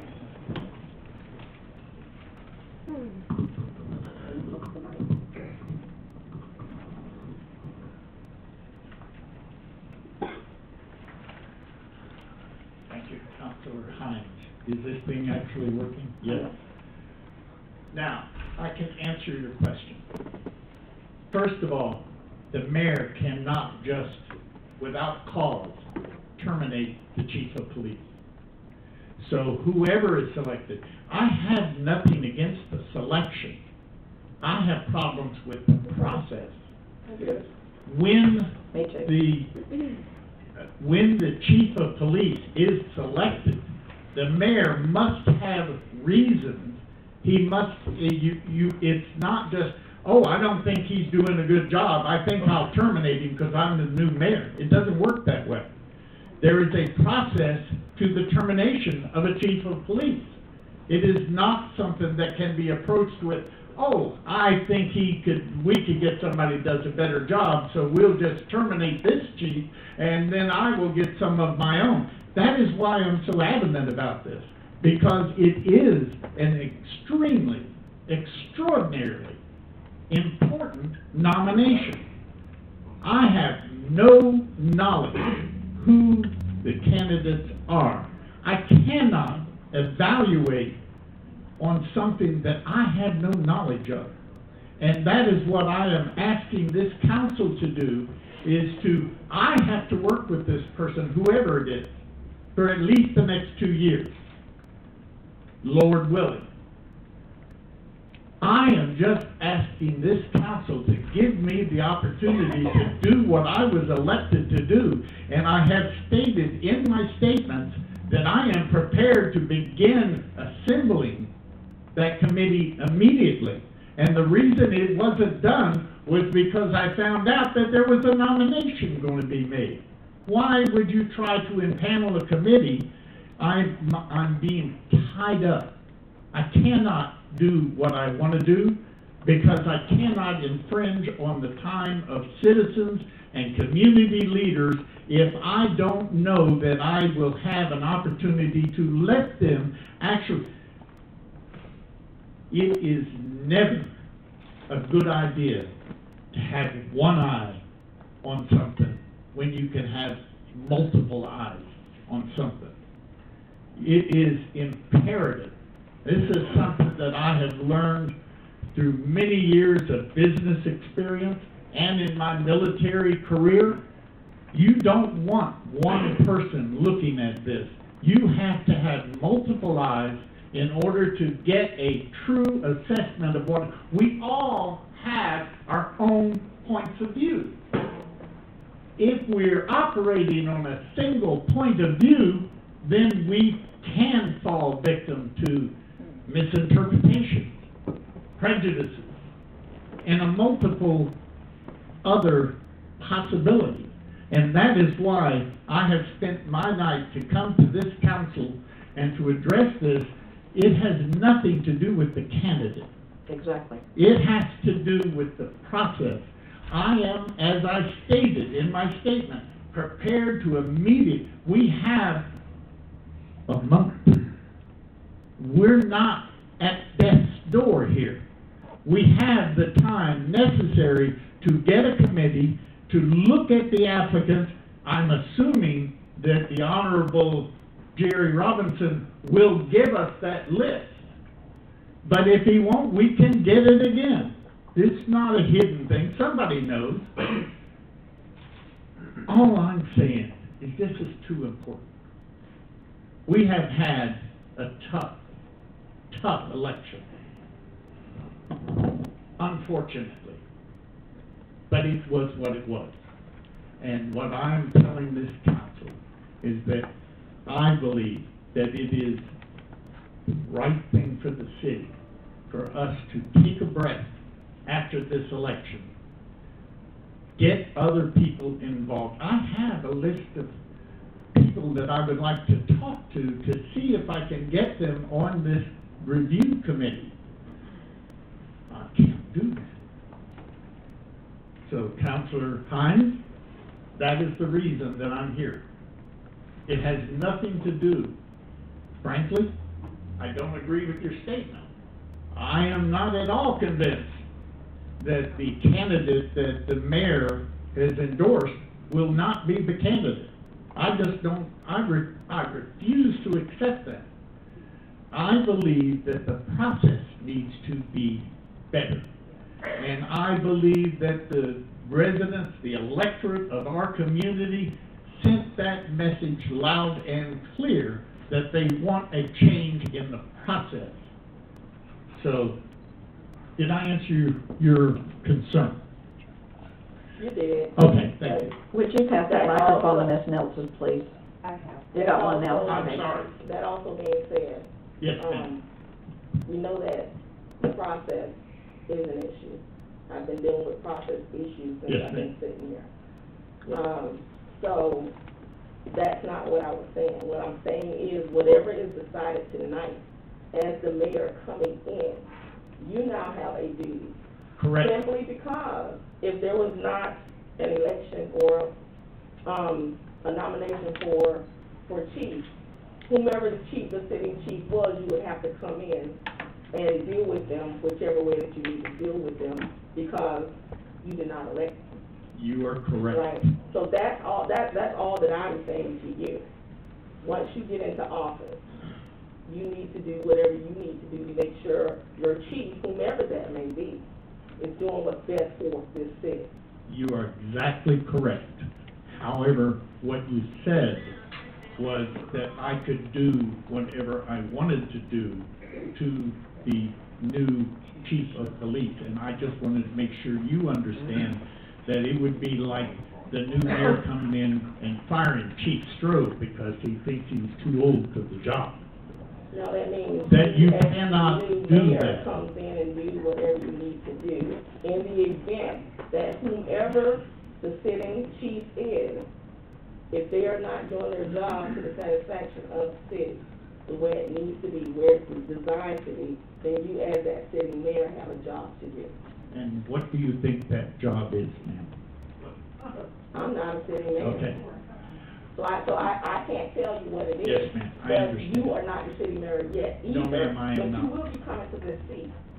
And we expect things of you, and I'm sure that you will do a great job. I will do the best I'm just I can. stating that. Ms. Nelson's next. These are things that we need to look at. Okay, it's Ms. Nelson's turn. Ms. Nelson. I can leave this. Yeah, she got one from tomorrow. That's okay, I have a mind. I'm gonna stand if that's okay. Appreciate it. I just wanted to give my perspective from, give my comments from an HR perspective. From what I'm hearing, from the chaos in the community, is that we as a city and the leaders in the city did not take the proper process here. And what I'm hearing from the mayor, no disrespect to the mayor, but the reasons that he gave for nominating Mr. Rowles did not express skill and talent. And just from the short time that I've been here, I've learned that many of the police officers we have a lot of skills and talent. And I would have wanted to hear that, to hear he chose him because of his skills and his talents and his abilities to lead the police department. And I think that's what the leaders of the city and the community is waiting to hear. And we haven't heard that because there's been no process. There's just been a very isolated process that no one is aware of how he came about that determination. So I'm recommending and I'm stating that it would be great for there to be a process so that when the person is hired, and even if it is Mr. Rowles, that he's hired because of his great skills and his talent and what he's going to be able to help and provide to the city. Because whoever fills these shoes have some big shoes to fill. You know, we've had Chief Strode for many years, so this person has some big shoes to fill. And I would like to comment that, you know, you have to be careful when you state that someone is going to be here for 15 years. You have an age discriminatory issue with that. So you have to stay focused on hiring someone because of their skills and their talent. And that is what I'd like to see a more focus on, all the candidates and what their skills are, what their talents are, and what are they bringing to the table to improve the city of Williston's police department. So I'd like to hear more of that, and I don't think we're going to hear that unless there's a different process that we take so that we can highlight those things from the candidates. Thank you, Ms. Nelson. I saw Mr. Johnson first. No, ma'am, I'm. You're good? Okay, Reverend I Ballard. just wanna say this, and I believe I gotta go. I wanna say this, I hear everybody, you know, talking about skills and, talent, which is very good. But to me, everything, if you're gonna be good in office, or you're gonna do anything good in office, you need to be relational. Everything is built on relationships. You know, and if you're gonna have a strong community, it has to be the relationship. I can't have a wonderful, talk with Miss Jackie Foreman, got to know her. We done built a relationship. Everything that we do, and that's all I'm saying, and that's all we're saying about y'all preference and how you do it, that's fine. But that's what we're saying about Mike Rose, is everything is about relational, is a relational young man. He's very, we're very nervous. So, we've already investigated. His resume speaks for itself. And so I would, however you guys do it, look at his resume. If you look down his resume, you will see that he's very qualified for the job. Plus, he's relational. Good night to y'all. And that's where I am. I need a police chief who can support the police department, who can bring them into the 21st century with equipment, with things that they need. They also need to fight for them on their behalf to get their pay where it needs to be. I know we hear that every time we walk in the door, not just at budget time. We hear it all the time. We need to get them, we need to do comparisons with other departments. I need a chief who can do that. And that's what I'm looking for. And all I'm asking is that we table this long enough to read four, I thought there were 5, but there are only 4. I'd like to read 4 resumes.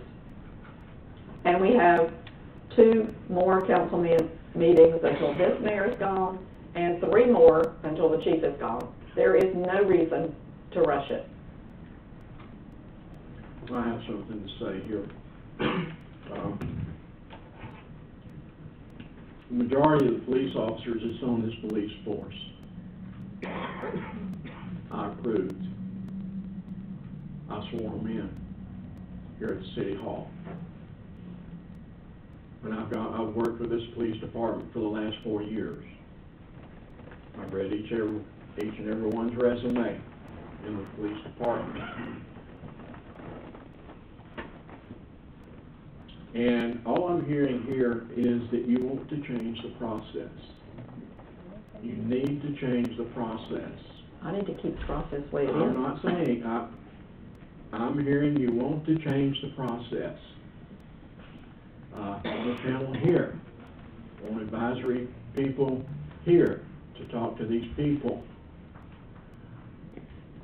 And I'm cautioning council here tonight, because what you are talking about doing is changing what the framers of this charter set out to do. Perhaps in their infinite wisdom, at the time that they did the charter, and they gave the mayor the supervisory of administration over the police and fire department, was a way to keep the council in this process, as stated in the charter, out of it, and gave the authority to the mayor to conduct it the way that they set forth. So I'm cautioning you, what you're basically trying to do is change the charter. I'm not trying to change the charter. I know what the charter says. What I'm trying to do is get you to go back to the process the way it was and use a panel to interview the candidates. I have followed exactly what was set out in the charter. Yes, you did, but the process has been changed. And you're trying to change the process. No, I'm not. I'm trying to stay with the process we had before, which is an interview panel. No, that was for external. It was for candidates, That period. was for external candidates. Some of them were internal, some of them were external. That was when external candidates were sought. In fact, Chief Stroh was an external candidate. And that was when a panel was done. These are all internal applicants, and there is absolutely no need for a panel for an internal applicant. That duly falls on the mayor. It doesn't say that one way or the other than the nomination. And this board can accept that nomination Show or me not. where the process is. I can go back to the files and show you the process for the last 2 or 3 Show me in the chiefs. charter where the process It's not says the that. charter, Jerry, I told you it It's not. wasn't. Okay. I told you it wasn't, why do you It's keep a moot insisting that's point. what I said? I did It's a not moot say that. point. It's not a moot point. Sure it is. I can go back into the files of the previous police chief and see the panels that were in panels. I'm not to do saying the that they interview. weren't. Well, thank you, I appreciate that. I'm not saying they weren't. Because you were. And I totally agree with you 100% that Thank a you. panel should be done if there were any external, I don't think it makes any difference. well, that's what you think. That's and I exactly think what I different. think. Yeah, that's exactly So- what you think. You talked about what you would like to see. This is that. It's on. What you would like to see in a police chief. I would like to see some of the Same qualities that you said. We need to build this bridge. We do. We need to get into the schools, regardless if it's, Levy County is the resource, work with the sheriff. Hey, we wanna go in there and do a class with, 5th or 6th graders. And they did it when I was in school.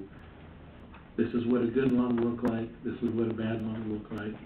This is what happens when somebody's on drugs. The graphic scenes of a accident. Maybe it was a scare factor, but I don't smoke, don't do drugs, followed the thing. But we need to build this bridge because there's such a, I don't know if hatred's the word, towards police in America today. But we need to start with the kids and educating them and saying, hey, the police are here to help. They're not bad people. So if we start teaching these kids when they're young, interaction and have different things for them, I think that's what I look for, along with some other things too. But we need to, I think that's important. So whoever's police chief, I would like to see them be able to get in and do that. Be out in the community, shake people's hands so people know who they are. That's me. And that's, with my new job, I meet a lot of the people from the Williston Crossings. They love our police department because they go out there, shake hands and see how they're doing and stuff like that. And, you know, Mike's name's been brought up into that. So, you know, that's just me. That's some of the things I'm looking for in one. Bringing us up to the 21st century with equipment, I think is important too. Our city's growing. We gotta give our police that information, or put the equipment in their hands. That's all. I still want to read 4 resumes. I don't know why that's so hard to understand. And I just ask if anybody else has anything to say. If not, I'll ask the audience one more time. Ms. Guffey. You know, I think change is necessary for growth sometimes, and change is difficult to accept sometimes. But you know, I've lived in Williston all my life. While I don't live within the city limits, I spend a lot of my time in Williston. You know, I spend a lot of time in Jack's office complaining and getting things done. But I enjoy living in Williston. Chief Stowe and I have a great relationship. And you know what? I have gotten to know, love, and respect Mike Rawls. You know why? He sought me out. He sought my church out. He sought my club out. He sought those people out that were important to me. The day that my grandson died, he was the first person to find me. So this man has compassion. He demonstrates tremendous support for this community. He engages in community events. He calls me to find out what I'm doing next so he can follow me just to make sure I'm not doing anything wrong. No, he shows up to things. He participates. He demonstrates compassion and concern, all while providing excellent service. The man shows up. you know, we have a little church down here on the corner, and we'll get a note in the window sometimes that says, that the police stopped by and checked. I got a note from him the other day that said that he was around the back and found something. I never got a note that anybody had been around back before, so I was impressed with that, Mike. I didn't call you and tell you, but I was impressed with that. His visibility and personal commitment is outstanding. And, you know, my name is all I have. I don't have a lot of money, don't have a lot of riches. My name is all that I have. And I want to think that because of Mike's previous experience, his current community engagement, and his professional preparation, I believe he's the best fit for now. Williston's growing, we're experiencing a lot, and we're looking for somebody who can pull us together, and I think Mike's that person. Now, I was able to get some ladies in my little volunteer group today to sign off on this. I've got Sandra, and Deborah, and Freddie Mae, and Carolyn, and Shirley Ann. I don't know who this person is. Burdell. Mike showed up at an event we had a couple weeks ago. You know, I'm just impressed with how he cares and how he demonstrates a compassion for the community. And I know if he left OPD or Marion County or wherever he left, people over there said good things. I'm on his Facebook page. Yeah, I'm snooping around on the Facebook page. And your friends are saying good things about you. So I'm encouraged. Thank you. Thank you, ma'am. Anybody else? All right, we're going to call the motion to question. So that's all I know to do if anybody else has anything to say. If you will restate the motion is to hire Mike Roll as the new Williston Police Chief at a salary of $70,000.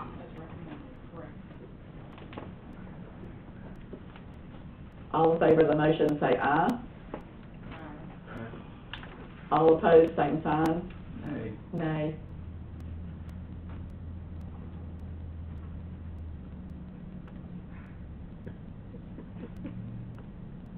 I only heard 4 votes.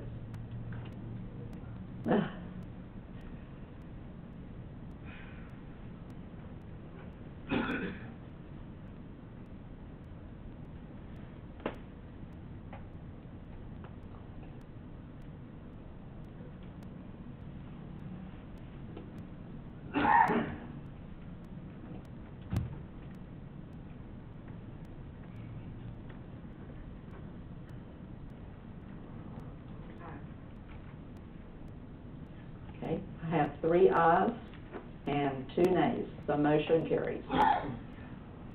Congratulations, Mr. Ross.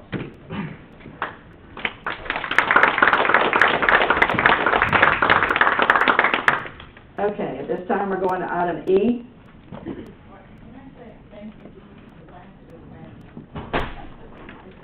Do you need a recess?